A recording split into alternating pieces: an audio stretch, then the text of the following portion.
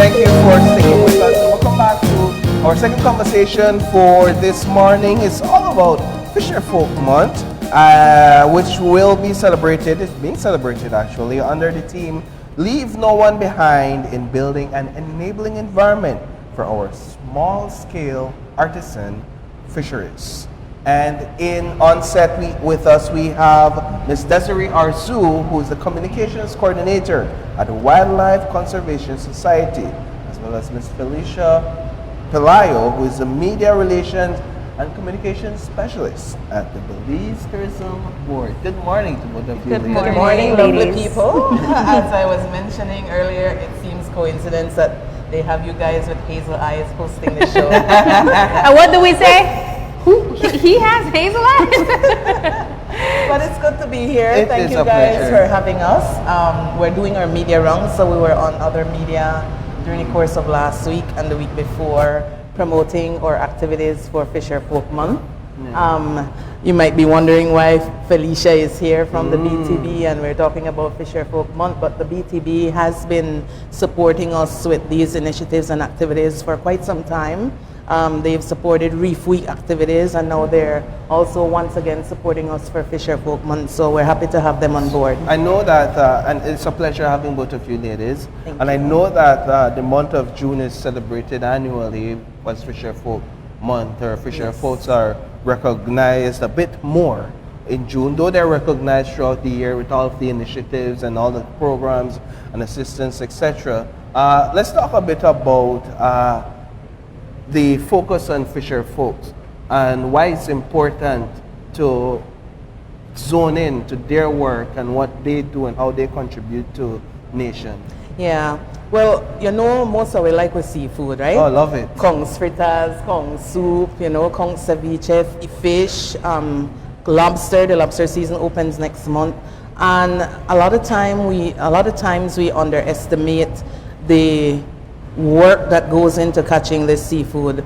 Prior to working in conservation, I did not know that it took so much from fishers to plan their outing when they go to sea to fish, having to buy their fuel, having to buy their oil, having to prepare their food, and being out at sea for so long, and the challenges that come when they get out at sea, because there's illegal activities happening out there as well, and challenges can come by nature in terms of the weather, and it can also come by other individuals who might pose a threat to them and put them in danger. So we must recognize that it takes a lot for these folks, both men and women, and that's the reason why we say fisher folks. At one point we used to say fishermen, but men and women.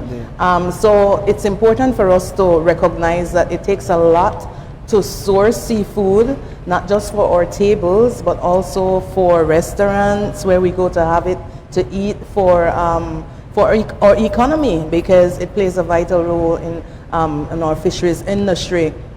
Honing in on these fishers every year during the month of June is just a small way we can say to them, thank you for what you do. Thank you for providing for us. And if you speak with fishers right now, you're going to hear most of them saying that they're spending so much, right? They're spending so much to go out there to try and source the seafood for us, but then the returns are not as good as it was probably 10, 20 years ago. So it's getting really hard for them. So it's only right that we recognize them during the month of June. I 100% agree. I think sometimes we take for granted the work that goes into the type of job that they do, or the type of service that they provide. Yes.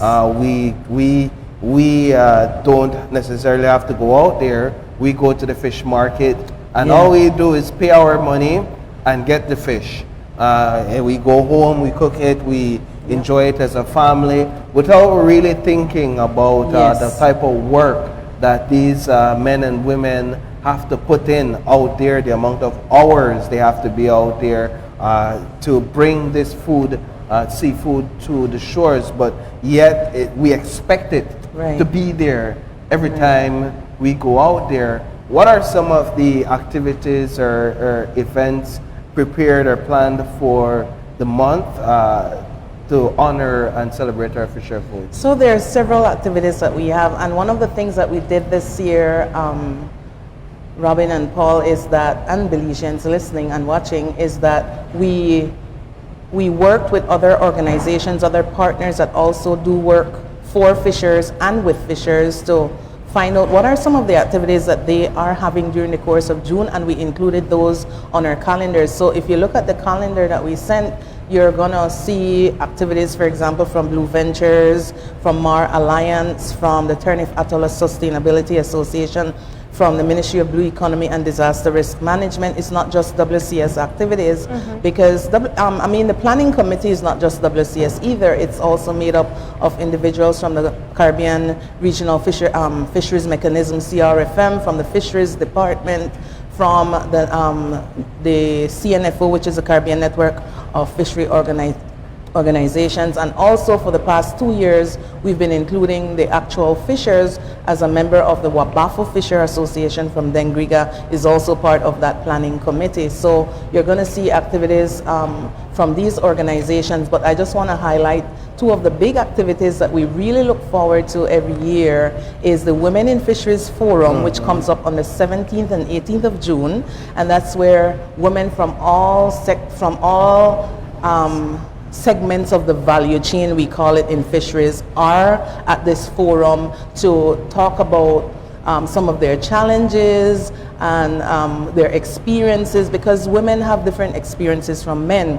And when we talk about fisheries and women, it's not just the fishers, it's also those scrapers, the ones who work in the cooperative, even those who are at the administrative level, like the head of NGOs. How do we all work together as women at different levels to make this a good industry? So we have the Women in Fisheries Forum, and this year is a very special year for that forum. I hope that Channel 5 will be there to cover it, because we're going to be having the first ever, and I don't know if I should say this. Say it.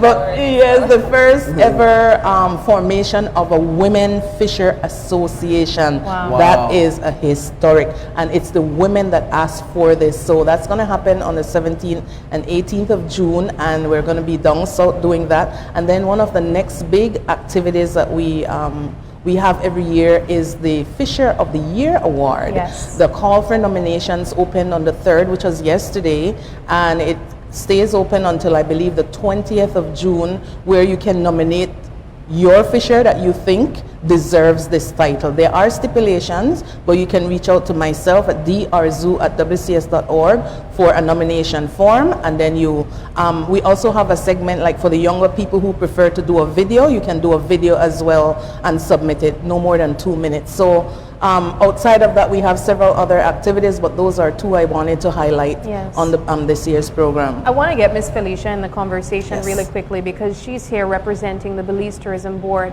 And I think it goes without saying that the fisheries sector industry serves a greater purpose than just consuming fish. There are sporting fishing activities. There are ways that we use also fish for jewelry. Let's talk about the importance of having tourism be a part of this conversation as we celebrate Fisherfolk Month. Definitely. I think I've learned a lot in what Ms. Desiree shared in the past couple of minutes than I had known before. For us at the BTB, part of promoting Belize as a sustainable tourism destination is definitely providing support to the people on the ground, and those are the NGOs, those are the fishing communities.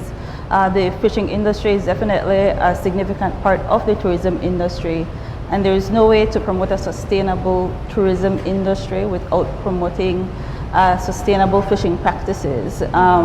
We've definitely seen a move over the years with the type of travelers that are coming to Belize. They're looking for sustainable experiences. We definitely see that the sports fishing industry is becoming a huge part of the draw for tourists to come to Belize as well. We're seeing Grand Slams, we're seeing a lot of new fishing events happening across the country now.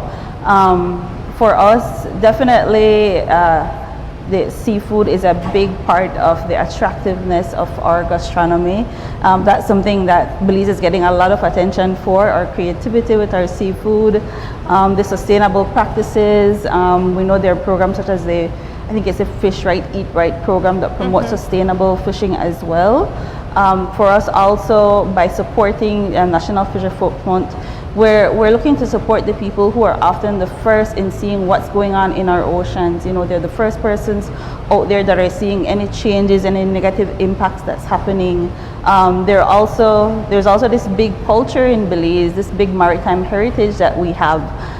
The knowledge that our fisher folks have, a lot of that is traditional knowledge that's been passed through the generations, and I think that deserves recognition in itself. That's true. Very much, you know, a lot of people don't wake up and think, I want to be a fisher. It's a part of their family. It's a part of their family. It's That been is in true. generations. It's been something that, you know, they've been exposed to from when they were growing up. And I think a lot of times that's not often recognized.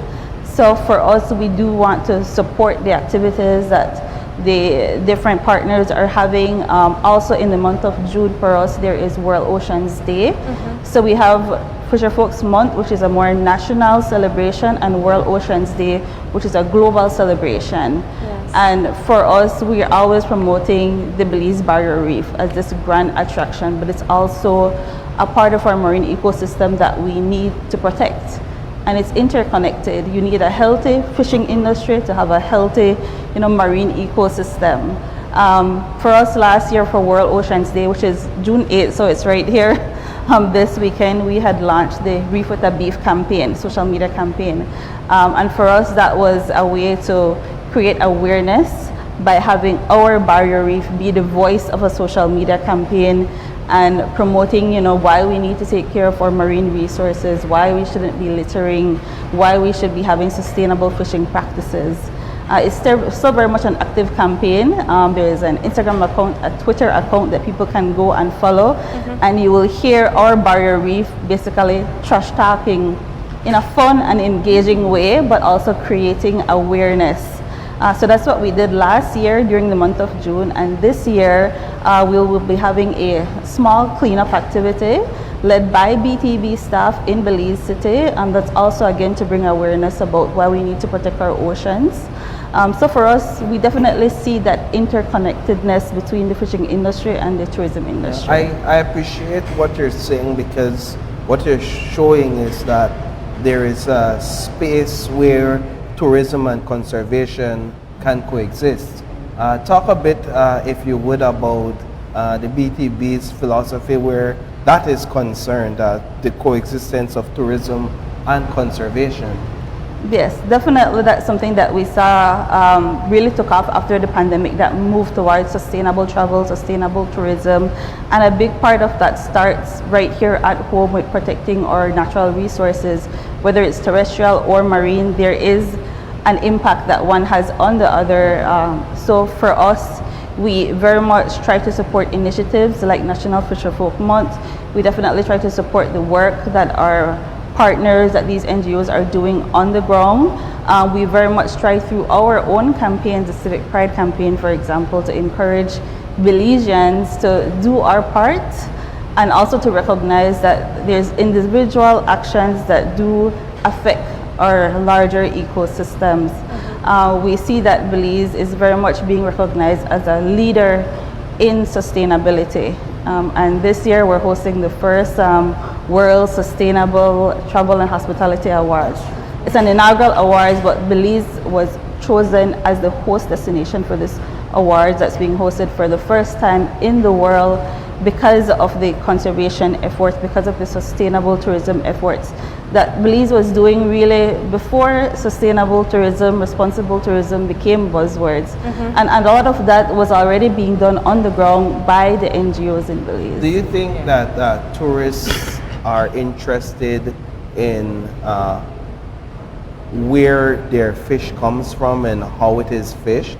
Definitely. Where in terms of, did you guys take this out of a protected area, or were you actually in a zone that is meant for fishing when you got this, and the type of practices that you use, is that something you think tourists care about?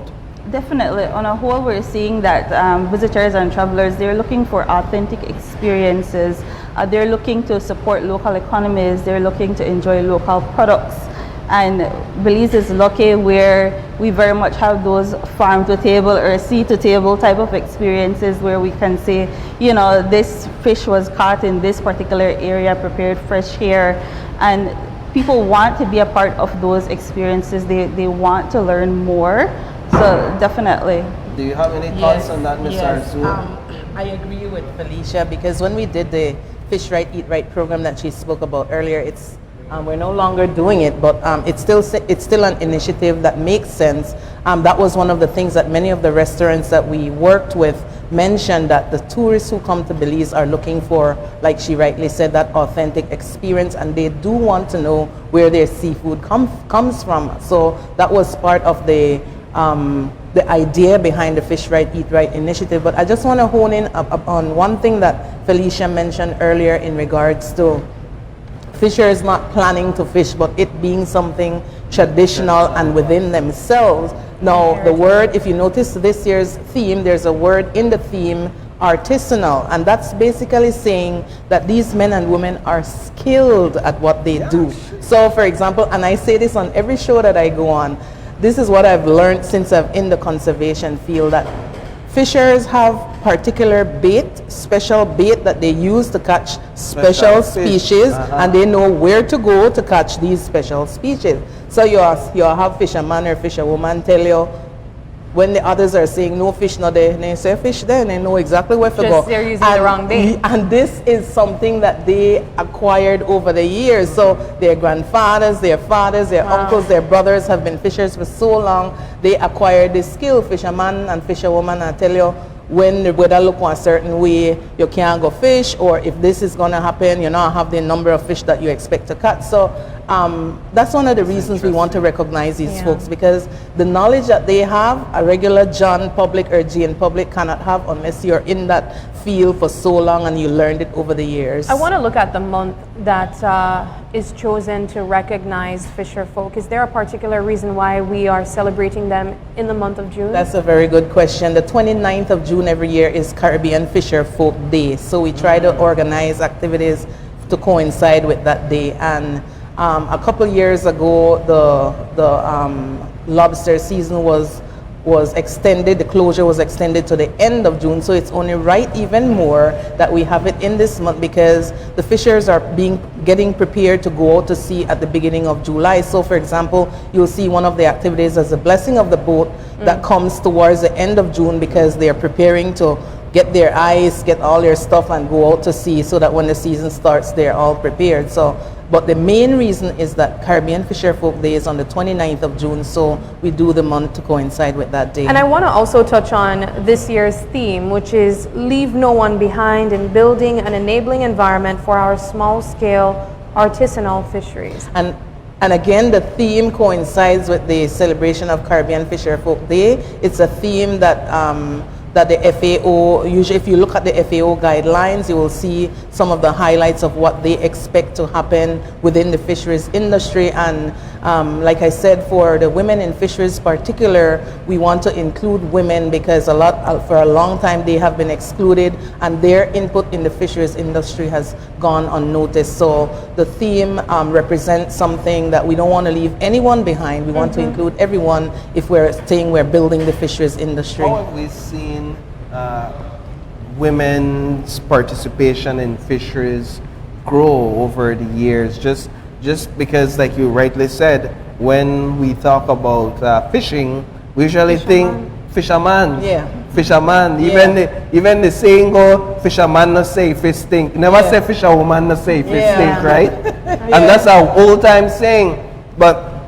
And so the focus on women in fisheries is welcome. Yes. But how have we seen it grown over the years? Because even when you go to fish market, it's mainly men you see as well. Yeah. So with that question, I want to mention here before I respond to it, that when people think about fishers from today moving forward, don't think about just the people who go out to sea and throw their lines or throw their nets or The person go actually diving. catching the fish. Yes. Though you do have women out there that Who do does that. Yes, Yeah. but don't just think about those people. Think about the ones who scrape the fish when you go to Conchel Bay and you need your fish scraped. Who are the people you see scraping? Many times they're women. Think about the people in the cooperative who do the packaging of these products. Think about women like us who are at a level where we help to steer legislation to protect fishers. So I think that's one, to answer your question, that would be something that would have been or is improving in Belize, because like I said, for the first time ever, we're having the formation of the Women Fisher Association in Belize, and it is these women that have asked for this.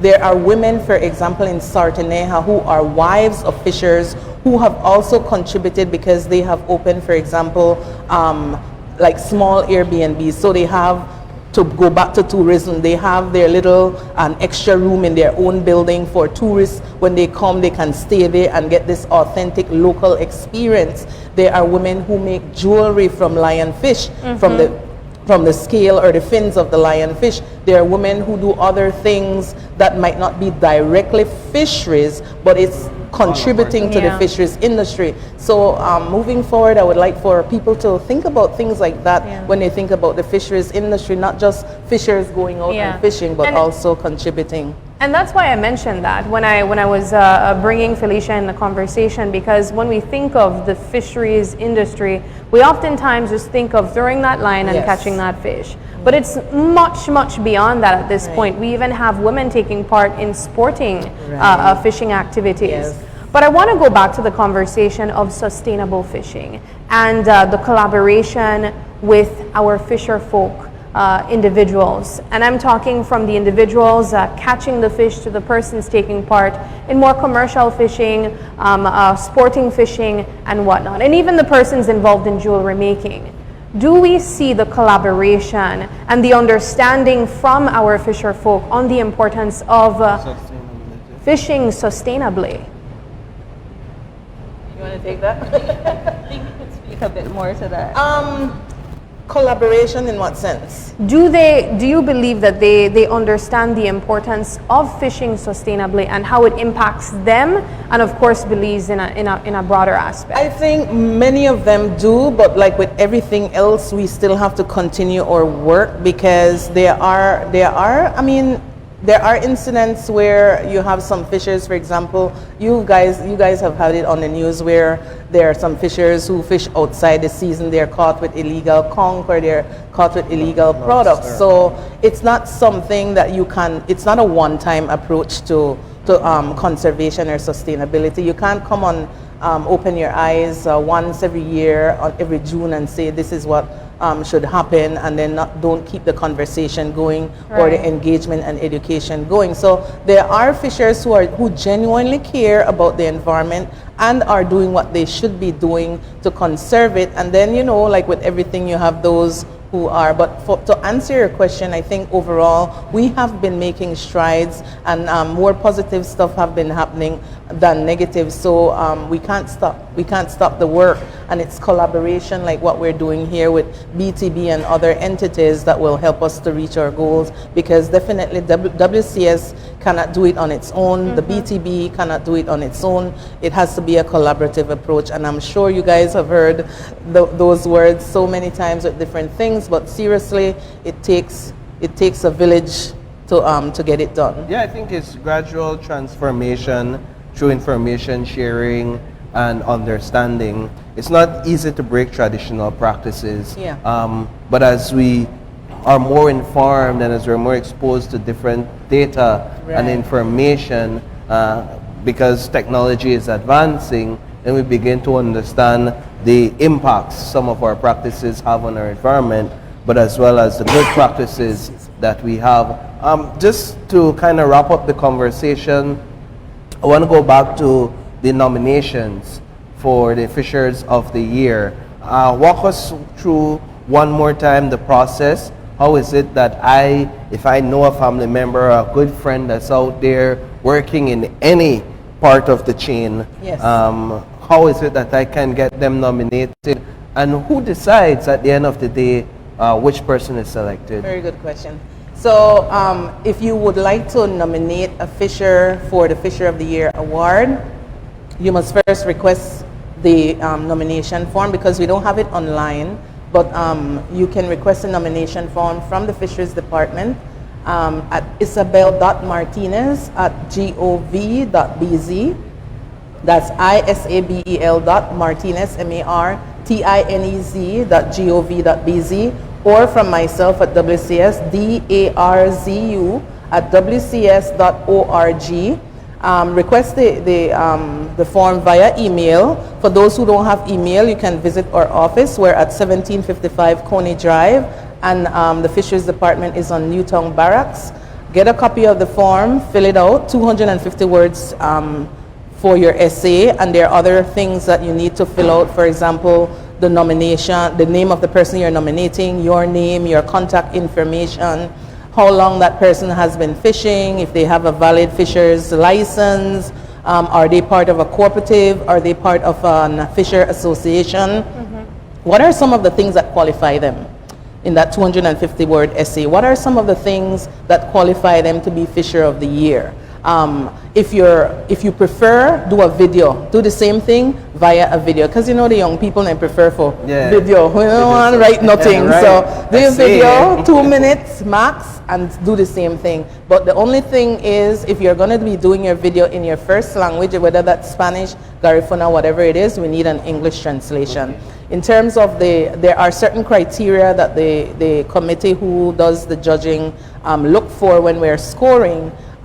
So there are points allotted to different segments. We can't say all that right here, but we do, if people ask for a copy of the scoring sheet, we do provide them with that. But there are certain criteria, we award points, and there are different members on this committee who do the judging, and then at the end of the day, we have the award, which will be this year on the 27th of June at 10 a.m. at UWI. So we're going to be awarding a Fisher of the Year and 2 outstanding fishers. Excellent. Wonderful. Ladies, I'll give you this final opportunity to share your last words.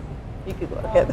Yes, I'd just like to encourage everybody to tune in to the BTB page on June 8th. We do have a special initiative that we hope to be back here during the month of June to talk about. So last year we launched Reef with a Beef. This year we have a new initiative to launch. So. Reef with a beef. Love that. And I just want to mention here quickly, Hamanasi has been also a part of our Fisherfolk Month every year. So big up Hamanasi, of course, the BTB, Elvis Kitchen in San Pedro, the Belize Audubon Society, the Ministry of Blue Economy and Disaster Risk Management, and Wabafu, Blue Ventures, CRFM, the Nature Conservancy. I must say they are actually our biggest sponsors. Every year they give a good sum of cash for the Fisher of the Year award. So any fishers they collect $3,000 a Fisher of the Year. It's from the TNC. So thanks to all of you for helping to make Fisherfolk Month a success every year. And to the general public, find a fisher, tell them thank you, but you can do even better than that. Nominate the person that you think should be awarded the Fisher of the Year this year, and do your part in helping to recognize them for the month of June and throughout. Thank you. Excellent. Ladies, thank you so much for stopping by, sharing with us all the information we need to know on how to celebrate Fisherfolk this month, and of course this year by extension. Thanks for having us. All right. All right, we're going to take another quick break, and when we come back, it's probably one of my favorite segments coming up. That's because it's the countdown to Mango Fest 2024. Stay with us, and we'll be right back.